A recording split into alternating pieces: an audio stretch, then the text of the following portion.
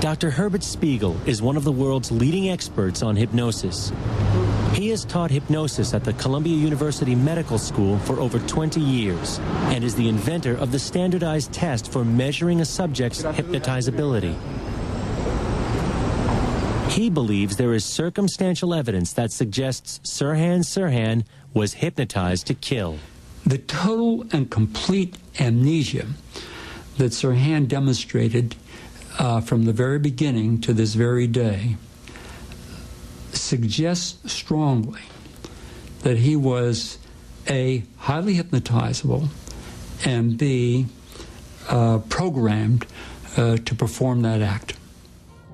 Hypnosis played a major role in Sirhan's trial, as psychiatrists for the defense and prosecution hypnotized Sirhan at least 6 times in an effort to unlock his memory.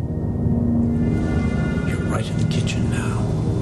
In one session under hypnosis, Sirhan was induced to reenact the shooting. Look, Senator Kennedy is here. The psychiatrist reported that Sirhan nearly choked as he relived being strangled, just as in his actual capture. Get the gun! Stay away from the gun! This incident is one of many that Dr. Spiegel found in his review of the court psychiatrist's reports that lead him to believe that Sirhan falls into the highest category of hypnotizability. Only about 5 to 10% of the population are that highly hypnotizable. He comes under the category of what might be called the hypnotic virtuosos. In fact, Sirhan's high hypnotizability, which allowed him to slip into spontaneous trances, was the basis of the defense's argument.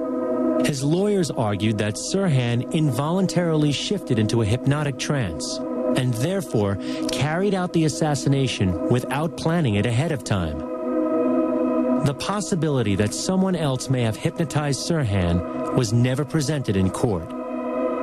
But Dr. Spiegel believes that the circumstantial evidence, Sirhan's desire to be hypnotized, his extreme compliance under hypnosis, his amnesia to the assassination event, all suggest that Sirhan appears to be an ideal candidate to be hypnotized.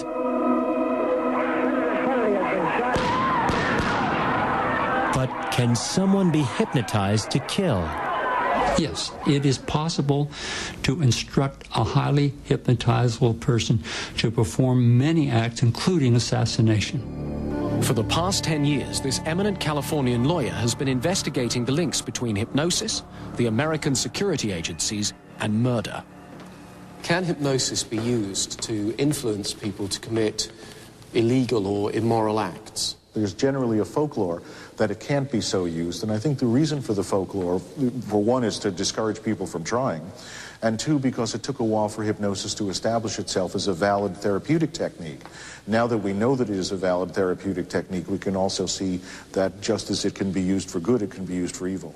For example, in 1954, 4 years before the Manchurian Candidate novel had been published, the Central Intelligence Agency had a team to build Manchurian candidates to commit assassinations. And one of the most frightening memos that I've read is an experiment that they wanted to run to be able to program somebody to assassinate a foreign head of state or an American official. Surely this is just some conspiracy theory. What evidence is there to really support this? I'm interested in the historical fact, and the historical fact for me has come from Central Intelligence Agency documents. And the documents definitely established that by 1954, the CIA, or at least the component that did the hypnosis research, was convinced that they could program people into committing assassinations.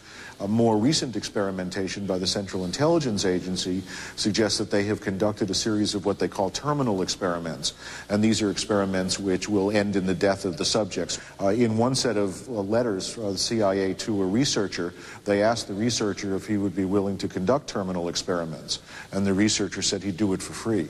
Sniper, aren't you? Sniper. Why did you try to kill me? I had to kill him.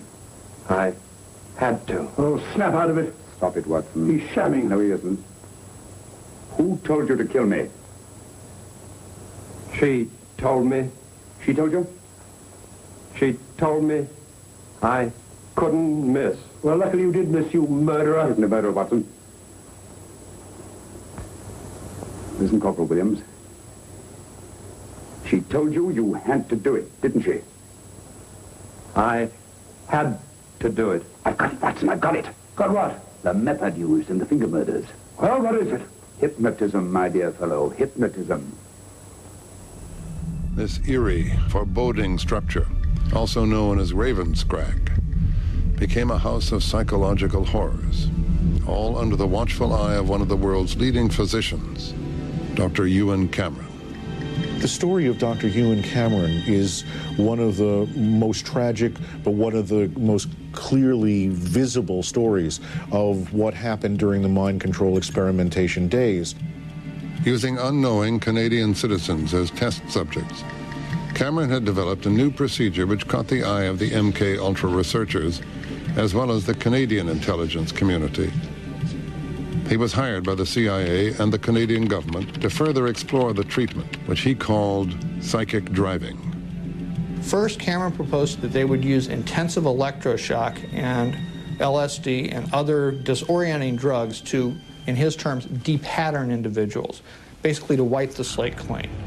Second, using tape-recorded messages, try to program in new behaviors by repeating these messages hundreds of thousands of times, while the victim was immobilized with other drugs. And the final phase was to try to wipe the slate clean so that people could not, again, remember what had happened to them, but still have the new behavior. The psychic driving experiments literally reduced the person to a vegetable. One of the group of people was a man called Robert Logie, who lives in Vancouver. He was also a victim of these psychic driving experiments where tape loops were played countless hours per day, many months in a row. I heard 4 words, and it's very hard for me to say. 4 words I remember where you killed your mother. None of this, of course, was therapeutic. None of it was warranted by the conditions under which the people had gone to the institute. None of it was done with consent, and none of it was done with the awareness of the people that they were experimental guinea pigs in an advanced brainwashing experiment. Another of Cameron's patients who endured months of mental torture was Linda MacDonald. I think there were about 80 of us. We discovered that these 80 people were just ordinary, everyday people. It could have been you, it could have been me, it was me. It could have been anybody who just walked through the doors of the Allen Memorial on the wrong day at the wrong time when Dr. Cameron needed another schizophrenic for his fun little stuff upstairs. Linda MacDonald started off as a pretty much normal person. She basically came into the hospital as a mother with many young children who was a little overwhelmed and depressed for just routine psychiatric treatment. And 3 weeks after I was there, I was shipped up to the sleep ward. And I came out of there a vegetable 5 months later. By the time someone was in the sleep room, the ability of that individual to remember or describe what happened to them was very limited. So the descriptions that there are from nurses and from other people who worked at the facility, and their descriptions are, to quote one, like something out of Dante's Inferno. Within the walls of this living hell, patients would be subjected to electroshock therapy that went well beyond the professionally accepted guidelines of 4 to 8 treatments. I received a total of 109 electroconvulsive shock treatments. In less than 5 weeks, I had 86 straight comatose days where I was completely out of it. The purpose for all of this was to wipe my memory, to take a life, to wipe it completely clean. So I would not have a memory ever. When I came out of the treatment and they had decided that my memory was wiped sufficiently, I didn't know who I was. I was a baby. They had to toilet train me, and they had to teach me to walk and talk and feed myself.